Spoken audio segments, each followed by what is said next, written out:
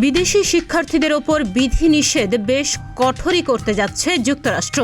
এর মধ্যে বিশ্বজুড়ে বিদেশি শিক্ষার্থীদের ভিসা কার্যক্রম আপাতত স্থগিত করেছে প্রেসিডেন্ট ডোনাল্ড ট্রাম্পের প্রশাসন। আর এবার চীনা শিক্ষার্থীদের ভিসা আগ্রাসীভাবে তথা কঠোরভাবে বাতিলের ঘোষণা দেওয়া হয়েছে। এছাড়া চীন ও হংকং থেকে আসা শিক্ষার্থীদের ভিসা যাচাইয়ের ক্ষেত্রে প্রক্রিয়া আরও কঠিন করবে দেশটি।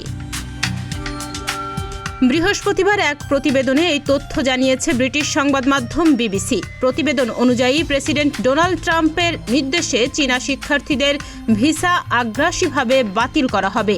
মার্কিন পররাষ্ট্রমন্ত্রী মার্কো রুবিও জানান, যেসব শিক্ষার্থীদের চীনা কমিউনিস্ট পার্টির সঙ্গে সংযোগ রয়েছে বা যারা সংবেদনশীল অথবা স্পর্শকাতর বিষয়ে পড়াশোনা করছেন, তাদের ভিসা বাতিলের প্রক্রিয়া জোরদার করা হবে। বিশ্ববিদ্যালয় পর্যায়ে চীনা শিক্ষার্থীদের আধিক্য থাকলেও সাম্প্রতিক কূটনৈতিক টানাপোড়েন, বাণিজ্য যুদ্ধ ও নিরাপত্তা উদ্বেগের কারণে তাদের সংখ্যা কমছে।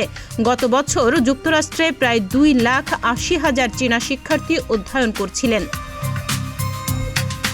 যুক্তরাষ্ট্রের এই পদক্ষেপকে চীন বিরোধী কৌশলের অংশ হিসাবে দেখা হচ্ছে। ট্রাম্প প্রশাসন অতীতেও হাজার হাজার বিদেশি শিক্ষার্থীর ভিসা বাতিল ও বহিষ্কারের উদ্যোগ নিয়েছিল, যদিও অনেক সিদ্ধান্ত আদালতে আটকে যায়।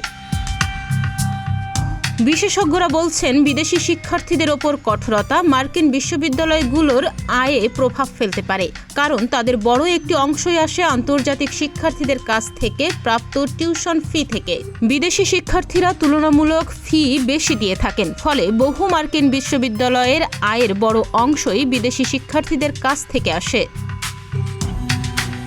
ডেস্ক রিপোর্ট, প্রতিদিনের বাংলাদেশ।